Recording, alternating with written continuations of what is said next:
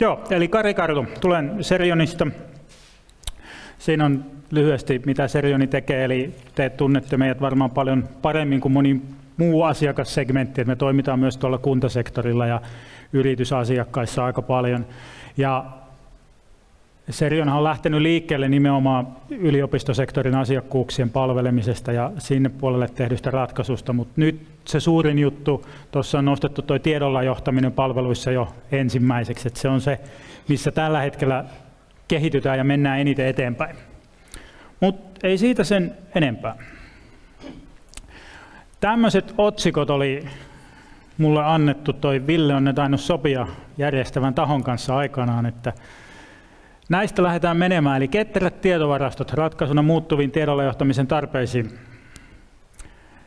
Mä itse ehkä painotan sieltä nimenomaan sitä tiedolla johtamista hiukan enemmän kuin tietovarastoja. Tietovarastot on yksi ainoa työkalu vaan sinne tiedolla johtamiseen, mutta erittäin tärkeä siellä. Sitten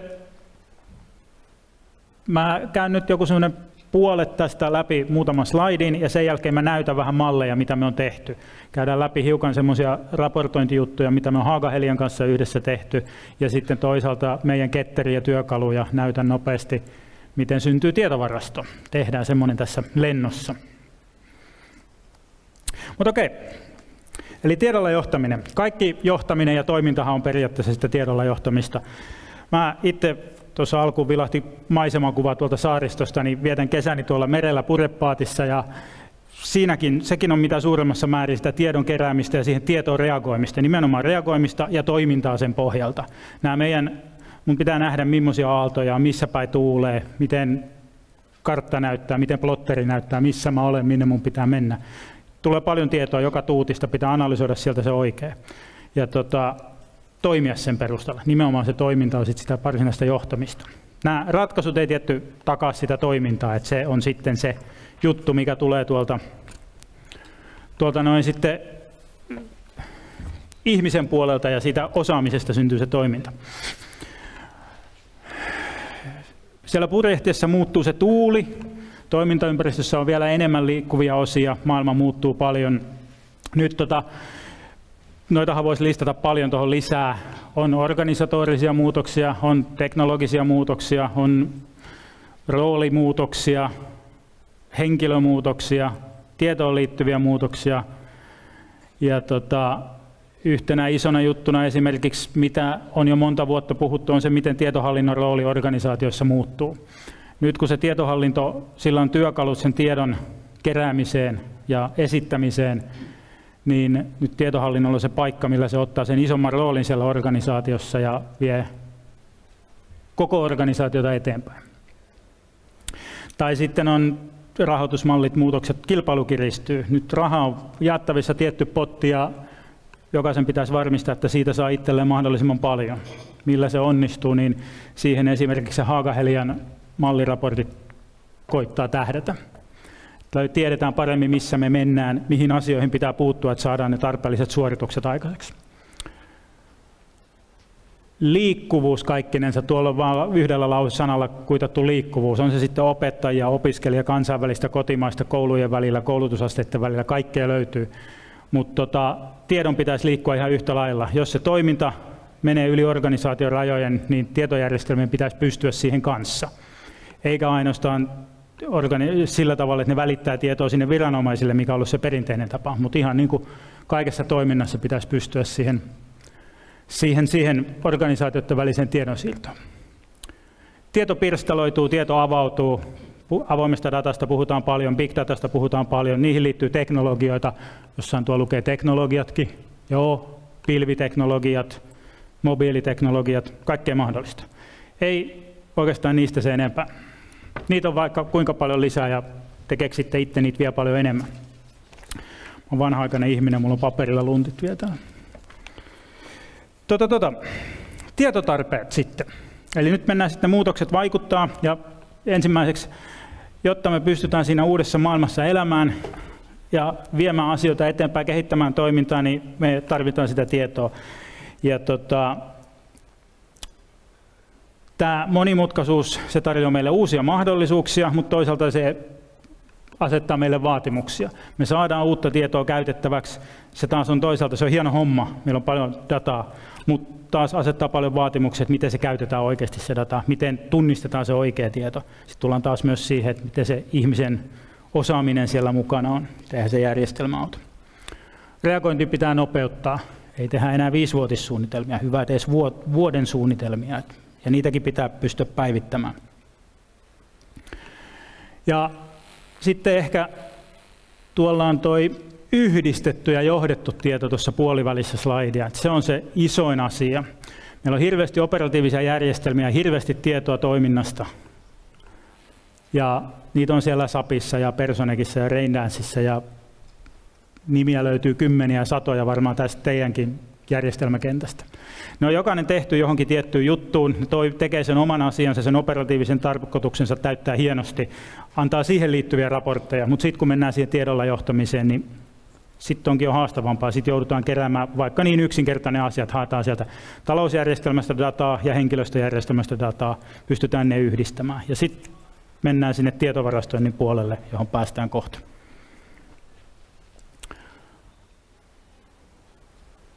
Ja sitten, jotta siinä muuttuvassa maailmassa pärjätään, niin sitten pitäisi pystyä myös hiukan ennakoimaan, mitä tapahtuu. Ei ainoastaan katsota peräpeiliä, että mitä on tapahtunut, vaan suunnitellaan ja mietitään, että mitä ehkä tapahtuu tulevaisuudessa, miten me reagoidaan siihen. Siinä on sitten, tietolähteitä on tietysti olemassa, erinäköistä statistiikkaa siitä, miten väestö kehittyy ja ikäryhmät. Ja toisaalta yksi juttu voi olla sitten taas se erinäköinen pilvissä, neteissä, eri ratkaisussa täynnä on tietoa ihmisten mielipiteistä, käyttäytymisestä. Se ei ole hiljaista tietoa, se on rakenteetonta tietoa, se on epämääräistä tietoa, mutta sitä on vaikka kuinka paljon. Et miten se saadaan vielä mukaan näihin? Menee tuonne haastepuolelle kanssa sekin. Okei, mennään sitten tuonne tiedolla johtamiseen. Ja tietotarpeet, tietty tiedolla johtaminen asettaa niitä tietotarpeita, ja tiedolla johtaminen on sitten sitä, kun niitä saatua tietoa hyödynnetään ja viedään se meidän organisaatio eteenpäin. Isoin juttu siellä on ehkä pitää tunnistaa oleellinen tieto, tai se on ainakin yksi niistä tosi isoista asioista. Ja kaikkinensa voisi oikeastaan tiivistää sillä, että mitä ikinä nuo tarpeet sitten onkaan, mihin mennään, jos ei niitä nopeasti, ketterästi saada täytettyä, niin sitten ollaan liian myöhässä, joku muu on tehnyt sen homman, se on ihan sama, puhutaanko siitä, että se tieto on siellä johtoryhmän kokouksessa just sillä hetkellä, kun se on syntynyt, tai onko se tarve joku muu, että saadaan yhdistetty ne kahden eri järjestelmän tiedot. Joku sen tekee kuitenkin nopeasti, ja se, kuka tekee sen parhaiten, nopeimmin, niin pääsee pisimmälle ja ratkaisee ne tarpeet ensimmäiseksi, ja pääsee tuosta sitten eteenpäin ketterimmin. Mulla on itse asiassa nuo samat hyödyntämistarpeet tuolla sitten, kun lähdetään tekniseltä kantilta katsomaan. Eli mennään saman tien itse siihen tietovarastointiin. Tietovarastoinnin kannalta se muuttuva maailma tarkoittaa uusia lähdejärjestelmiä, eli uutta tekniikkaa sinne taustalle. Ne voi olla toisessa paikassa, se voi olla pilvessä, se voi olla palveluna, järjestelmiä ulkoistetaan, yksiköitä ulkoistetaan, mutta se on kaikki vain tekniikkaa, se on ratkaistavissa oleva asia. Mä en näkisi sinä minään ongelmana, että enempi ne ongelmat tulee tuossa edellisellä slaidilla, että mitkä on ne oikeat tietotarpeet ja mistä se tieto löydetään. Kun se on jostain löydetty, niin jos se vaan jotenkin on järkevää, niin kyllä se tekniikka ratkaisee sen käytön. Toki työkalut kehittyy, teknologiat kehittyy koko ajan, ja se on se yksi syy siihen, miksi se teknologia ratkoo ne asiat, koska kerran data on olemassa, niin kyllä se sieltä jollain tavalla saadaan. Mutta sekin on taas vaan semmoinen detaljijuttu. Olen aina sanonut, minulla on kouluttajatausta, olen kouluttanut teknisiä työkaluja paljon, ja siellä niin kun on nähnyt ihan oikeasti käytännössä sen, että jos ihmisellä on näkemystä ja osaamista jostain toisesta työkalusta siltä alueelta, se oppii toisen työkalun kyllä nopeasti. Että se paljon tärkeämpi asia on se ymmärrys siellä takana, kuin se itse tekniikka. Se oppii kyllä. Ja nyt niin kuin tuossa ehkä tässä on nyt ne samat hyödyntämistarpeet kuin äsken, ne voisi kääntää vähän toiseen järjestykseen tässä slaidissa, eli lähteä tuosta vaikuttaa eri tasoille, tietovarasto, tietomalli, raportti, julkaisu, eli ensin se tieto kerätään, sitten se kasataan yhteen, sitten sen jälkeen tulee raportti ja sitten se julkaistaan eteenpäin. Nämä on niitä asioita, joita teknisillä ratkaisulla sitten tietovarastoinnin näkökulmasta selvitetään. Ja edelleen taas siinä on ne menestystekijät sitten mukana. Täällä nyt mulla on paperit jo sekaisin. Okei, mennäänpäs eteenpäin. No sitten siellä puhuttiin yhteisistä ratkaisusta. Tietovarastoinninkin alueella on ollut korkeakoulukentässä yhteisiä hankkeita. On se korkeakoulujen tietomalli, entinen XDV. Sitä puuhattiin tuossa joitakin vuosia sitten hyvin aktiivisesti. Tällä hetkellä XDV-toteutuksia on olemassa eri korkeakouluissa, että mekin ollaan niitä joitakin tehty ja tiedetään, että niitä on muitakin. Ja nyt jos mennään niin kuin tänne ratkaisuihin, niin tämä on pikkasen lainautu ja jatkokehitetty kuva en muista enää mikä se oli se paikka. Anyway.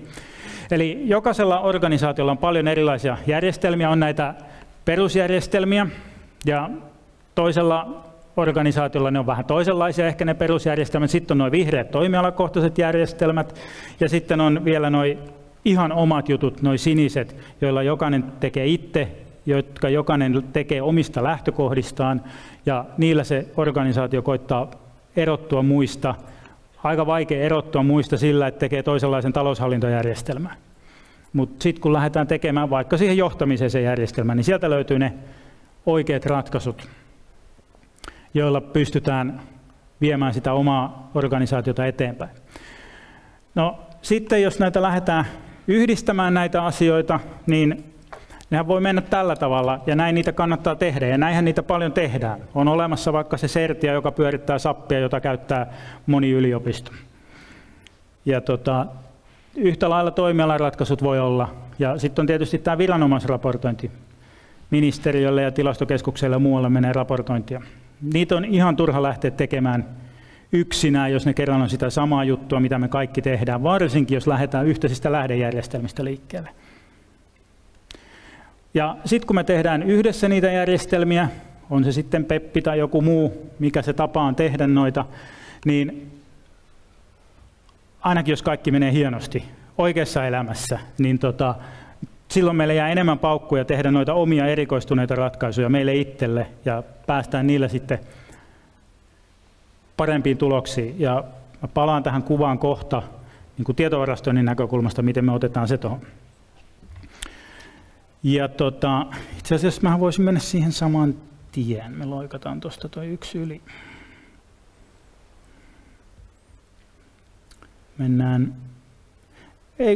Mennäänkin tuohon, ei mennä kuvaan vielä. Eli sitten kun lähdetään tekemään näitä yhteisiä hankkeita, niin joitakin juttuja, mitkä pitää muistaa, että se homma saadaan toimimaan. Kun on tietojärjestelmiä tehnyt, niin tässähän ei ole mitään uutta. Tämä on ihan tavallisia asioita. Pitää huomioida loppukäyttäjät.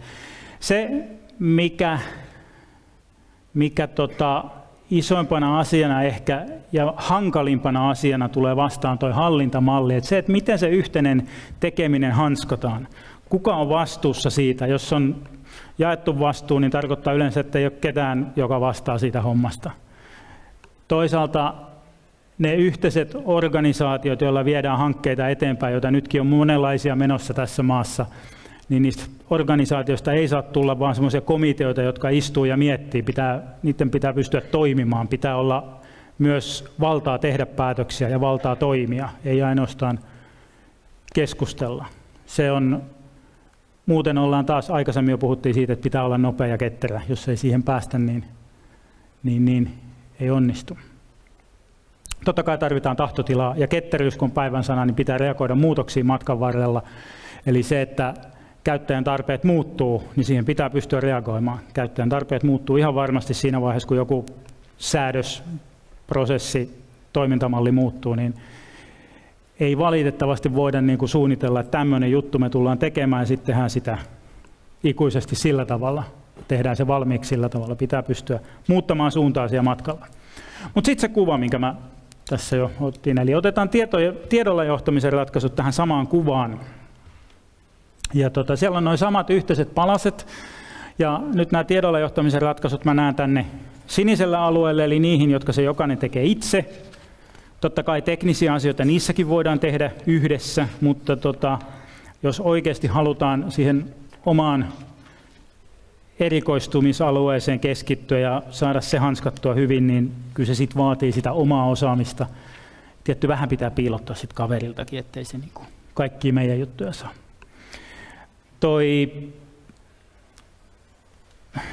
Se ratkaisu itsessään meidän näkökulmasta koostuu aina tietovarastosta. Me tarvitaan tietoa noista eri lähteistä. Tuolta tulee noita valkoisia nuolia eri lähteistä.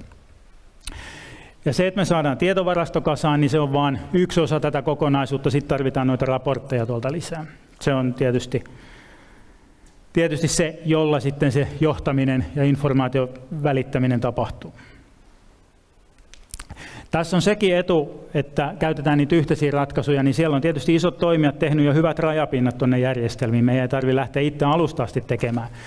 Tietysti kaikki tietää isojen toimijoiden ketteryyden ja joustavuuden, että miten hyvin sieltä saadaan tietoa ulos, mutta se on toinen asia. No niin kuin periaatteessa sieltä pitäisi saada ja palikat pitäisi olla olemassa.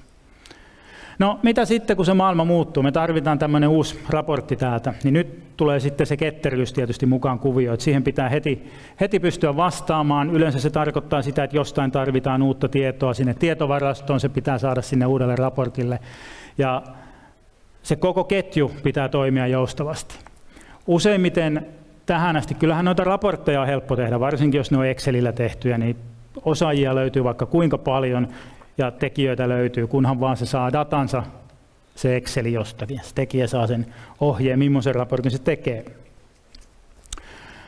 Mutta tämä on se meidän näkökulma, jotta me pystytään siihen, niin meidän täytyy saada sinne alle vielä tuo tietovarastointi ja tuo tiedonhaku, se tietovaraston laajentaminen ketteräksi siihen mukaan.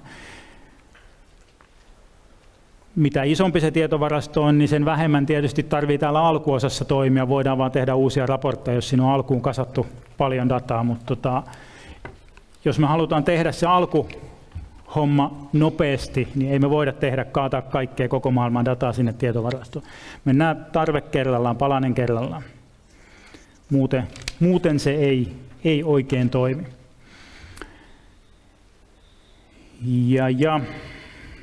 Joo, tosta.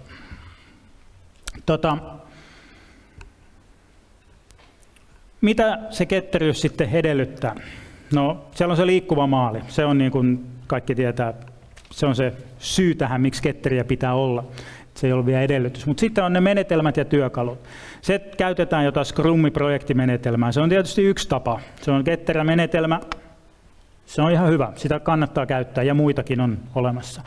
Mutta se ei liity pelkästään siihen. Yhtä lailla tarvitsee päästä tuonne hallintamalleihin, tiedon versiointiin, kun tällä hetkellä mennään tuohon suuntaan ja huomataan, että tarpeet muuttuu, niin palataankin edellisestä versiosta ja lähdetään toiseen suuntaan. Kaikki pitää olla tallessa ja pitää pystyä palaamaan.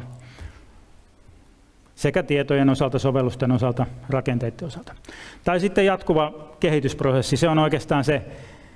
Me ollaan tehty malliesimerkki.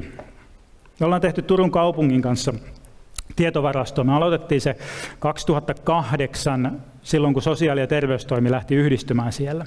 Oli 2 eri organisaatioa, 2 eri järjestelmää. Tuli yksi organisaatio, piti saada data yhteen. Järjestelmät pysyivät erillään. Tehtiin tietovarasto. Sitten se oli niin kuin se ensimmäinen projekti. Sen jälkeen ei ole tehty projekteja, vaan on tehty kumppanuudessa jatkuvaa kehitystyötä, ketterää kehitystä siellä. Matkan varrella IT on huomannut, että tämä on hyvä tapa tehdä duunia. Ne on itse kilpailuttaneet sen menetelmän. Kilpailutuksessa luki, että täytyy olla modulaarinen, toimittajariippumaton, tämmöisiä sanoja, mitkä yhdistetään normaaleihin tietojärjestelmäprojekteihin, että ei olla vendorlokkeja, ei synny eikä muita. Ja päästiin jatkamaan sitä hommaa sillä menetelmällä, mikä me yhdessä heidän kanssaan kehitettiin. Ja tällä hetkellä sitten ollaan keskitytty enemmän siihen, että tulee niitä eri lautakuntia ja nyt siellä on käynnistymässä organisaatiomuutos taas sosiaali- ja terveystoimessa. Se työllistää vuodenvaihteessa, pitää saada raportit sen mukaan tehtyä. Ja nyt kun kaupungin yksikkö menee kysymään ratkaisua, niin IT sanoo, että täällä on tämmöinen ketterä menetelmä, jolla se tehdään. Ja siellä on nyt sivistystoimi on käyttöön ottamassa sitä seuraavaksi. Ja sitten siellä on yksi konserniyhtiö ottanut sen käyttöön. Ja sitten tehdään erilaisia kohtaisia raportoinnin laajennuksia vielä. Joo. Ja siihen oikeastaan, totta kai. Matkalla pitää pystyä reagoimaan tilanteeseen.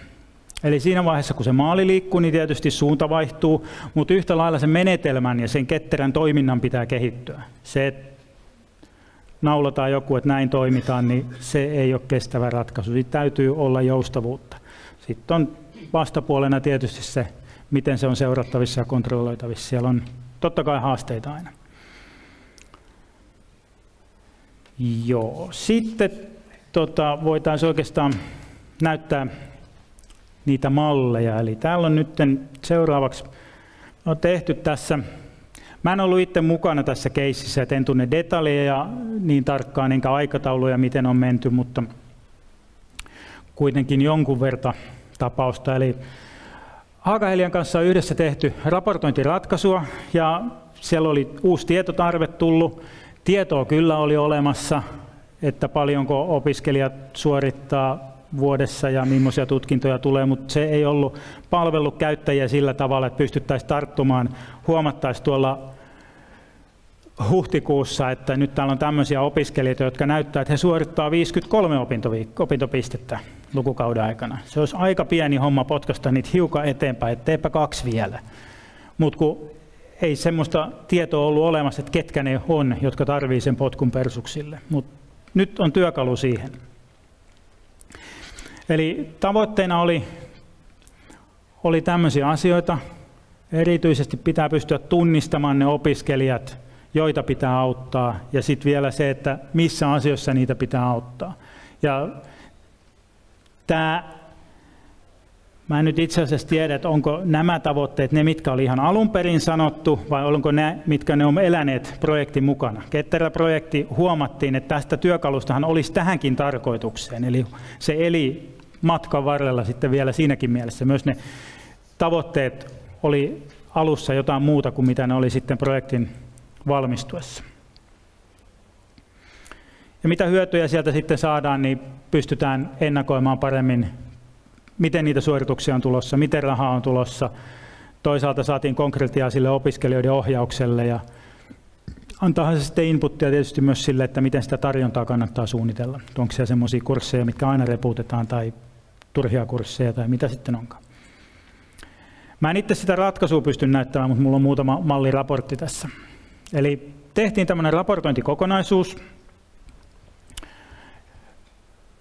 Ja tietoja ne sai näistä paikoista. Kaikki tieto oli siis olemassa. Mitään uutta tietoa ei ruvettu tässä vaiheessa keräämään tai syöttämään mihinkään järjestelmiin.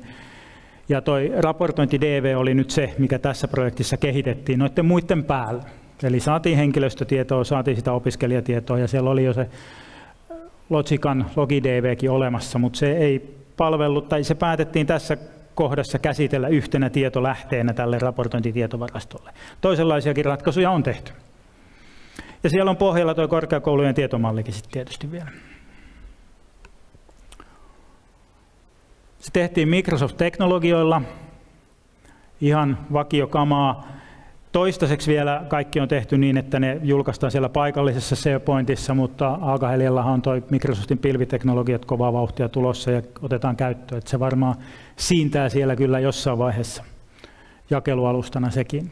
Ja eihän tämä tähän tietenkään jää, että tämä on jatkumoa. Siellä on paljon suunnitelmia, miten sitä tiedolla johtamista kehitetään, mitä on ne johdon tietotarpeet. Halutaan lähteä laajentamaan tietoa. Tuossa oli nyt vain nämä henkilöstö- ja opiskelijatiedot. Se raha tulee sinne mukaan ihan varmasti jossain vaiheessa. Tämän näköisiä sitten siellä on tehty.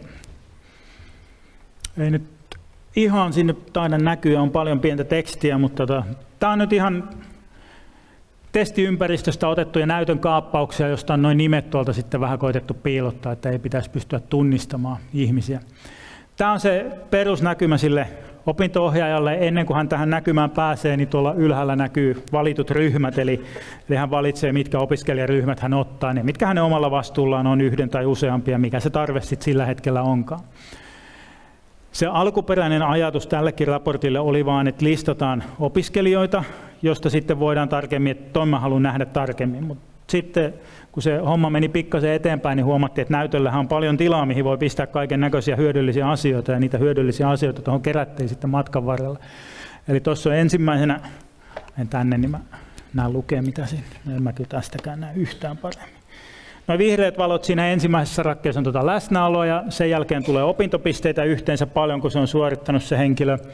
Sitten sen jälkeen noin 3 saraketta tuossa käsittelee sitä 55 opintopisteen tavoitetta, ja se punainen valo on siellä kanssa sitten, tai suurimmalla osalla punainen valo liittyy vielä siihen 55 opintopisteen tavoitteeseen.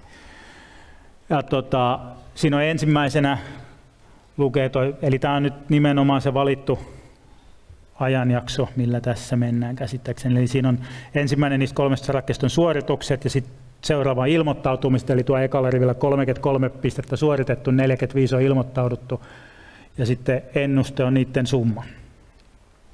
Ja se ennuste 78 menee yli sen 5, eli se näyttää sitä vihreätä valoa. Tässä nähdään nopeasti, että sillä ei nyt ainakaan mitään ongelmaa. Tuolla sitten, kun menee sinne oikealle päin, niin siellä on enemmän selittäviä tekijöitä, miksi ehkä kenties on mennyt aikaa johonkin muuhun kuin näihin suorituksiin. Siellä on, tuossa on, mitä siinä mahtaa lukea, suuntautumisopinnot on toi keskimmäinen 1 sarake tuossa, ja siinä on ihan opintopisteitä. Sitten sen jälkeen on opinnäytetyön tilannetta. Siinä ensimmäisessä sarakkeessa kerrottu, että onko se aloitettu tai alkuvaiheessa arviointikokoukseen. Sitten siinä on vähän päivämääriä siihen liittyen ja ohjaaja. Ja sitten tuolla viimeiset luvut on tietoja sitten tuosta suoritetusta työharjoittelusta. No sitten sieltä löytyy joku juttu tuossa esimerkiksi puolivälistä suurin piirtein nämä seuraavat raportit tulee tuon henkilön kohdalta, jolla, onko tässä joku pointteri?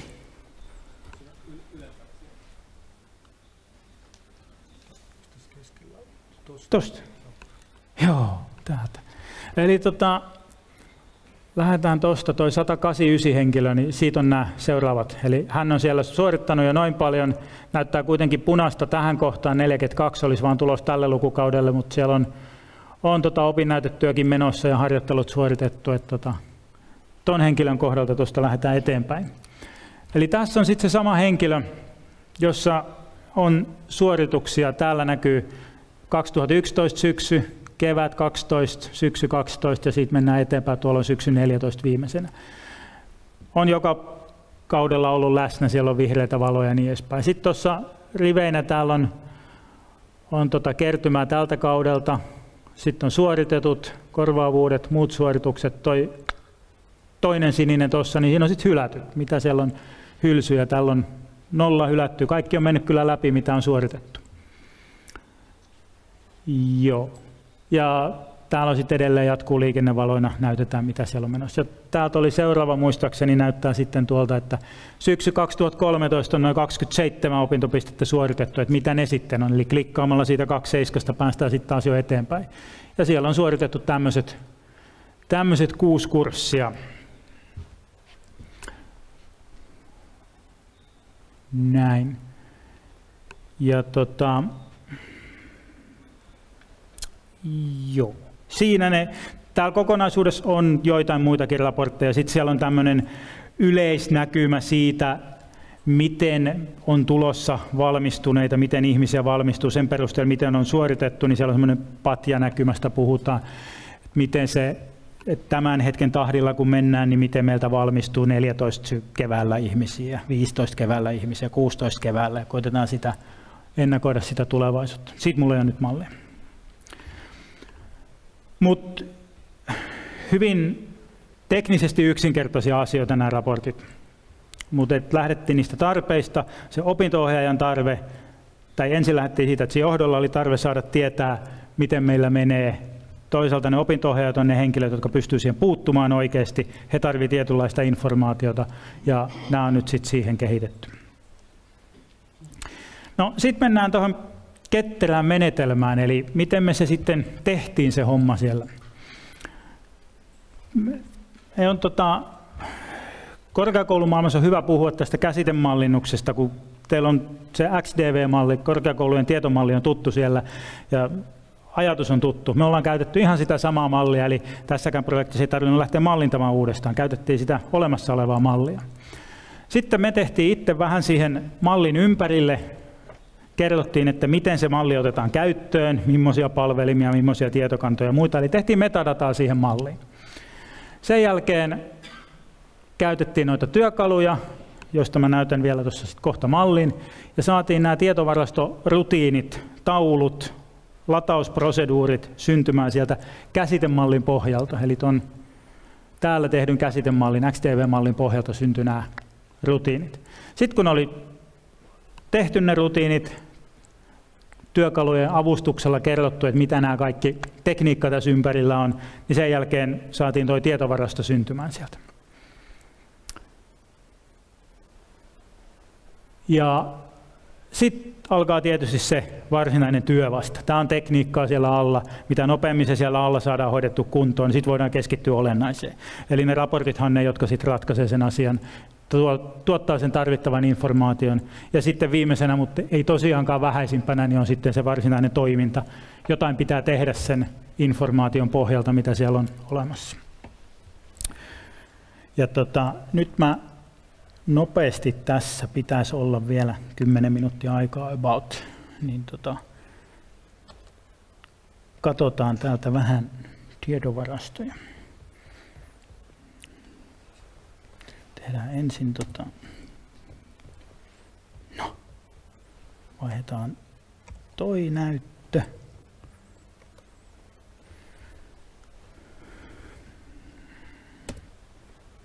No niin, nyt siellä näkyy samat asiat, mitä mä näen täällä. Päästään eroon tuosta slaidista. Ensin tämä käsitemalli täältä. Eli tämä on nyt, näitä samoja kuvia te näette, kun menette sinne korkeakoulujen tietomallisivulle.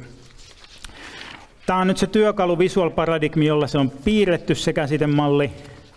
Tämä on nyt vaan tämmöinen lukuversio siitä, että mä en pysty tässä sitä muokkaamaan. Ja näköjään tämä projektori vähän kutistaa vielä tätä näyttöäkin, ettei näy kauheasti asioita siinä. Mutta joka tapauksessa tässä on nyt näkyvillä henkilökäsite muun muassa. Siellä on henkilöstä hyvin tarkkaan kerrottu, mitä tietoa sinne on tallennettu.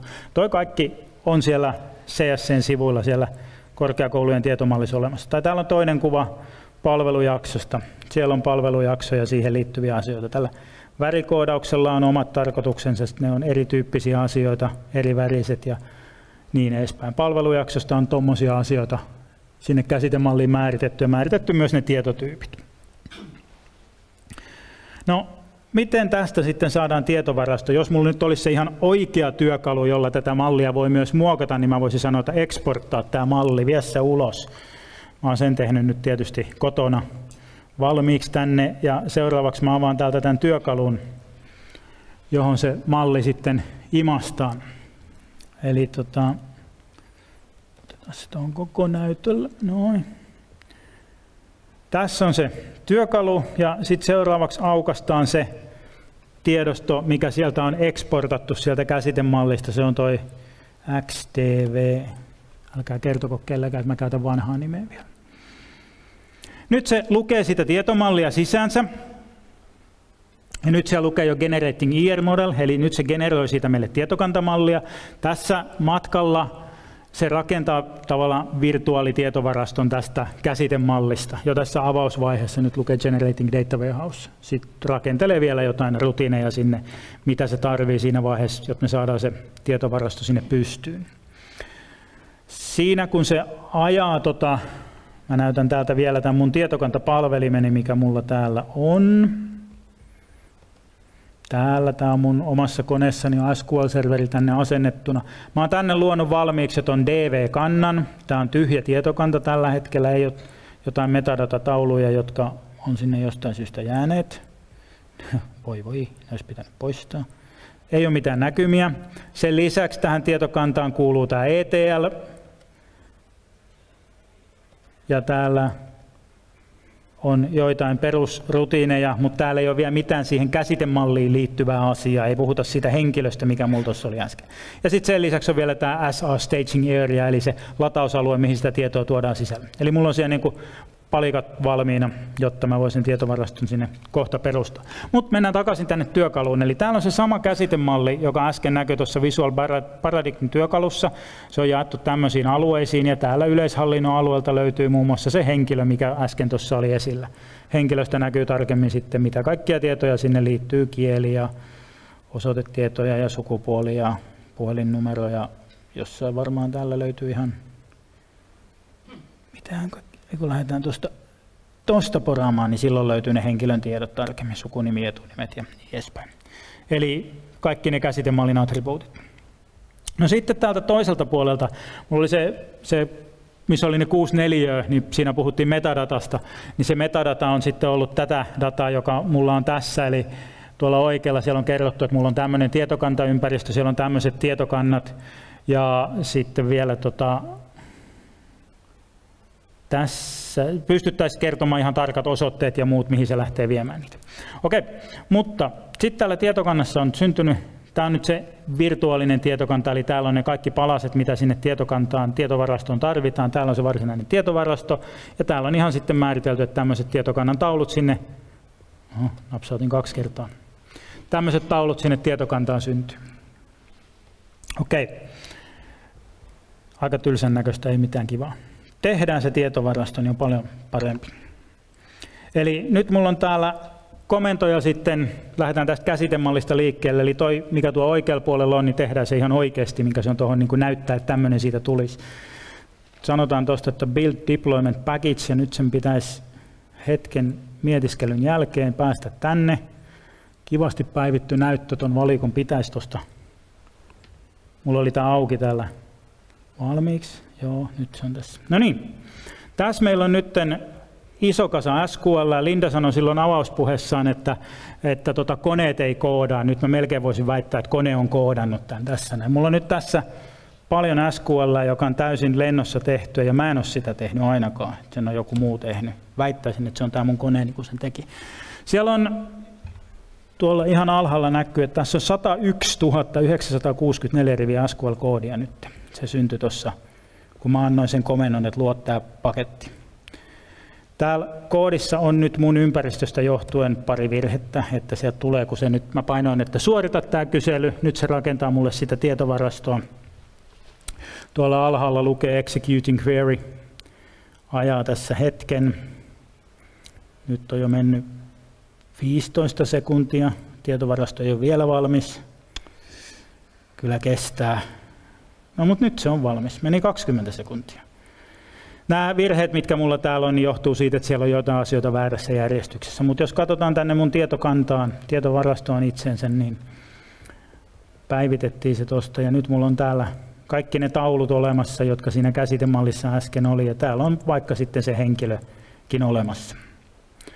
Ja totta kai, eihän tämä nyt vielä, nyt mulla on rakenteet vasta kasassa. Mä pystyisin tuolta työkalusta sitten sanomaan, että tai seuraavaksi mun pitäisi tuoda sitä dataa tänne. Mulla on täällä tietovarastossa rajapinnat, johon mä sen datan toisin. Sitä varten meillä oli se SA-tietokanta, joka tuossa alkuun näkyy. Tänne kurkataan vielä äkkiä, nähdään, että täällä on tämmöisiä tauluja. Yhtenä siellä on toi henkilö. Ja mun käytännössä mä seuraavaksi tekisin jostakin, ajaisin dataa tähän tauluun, tai sitten mä muuttaisin ton taulun näkymäksi, joka kyselisi sen jostain tänne. Ja sitten sen jälkeen mä voisin sanoa, että käynnistä lataus, ja sen jälkeen mulla olisi henkilötiedot tietovarastossa. Mutta ei mennä siihen, vaan sitten ihan oikeasti siihen ketteryyteen vielä palataan. Niin kun se maailma muuttuu, henkilö tarvitaan uusia attribuutteja, niin sitten lähdetään muuttamaan tätä käsitemallia, imastaan se työkaluun ja ajetaan uudet skriptit sinne. Tietysti pitää miettiä, mitä olemassa olevalla datalla siinä matkalla tehdään, se on aina oma juttunsa. Mutta se varsinainen tietovaraston tekeminen menee hyvin nopeasti ja muokkaaminen ketterästi, ja voidaan keskittyä tämän jälkeen siihen olennaiseen, siihen raportointiin, siihen tiedolla johtamiseen, sen tiedon hyödyntämiseen.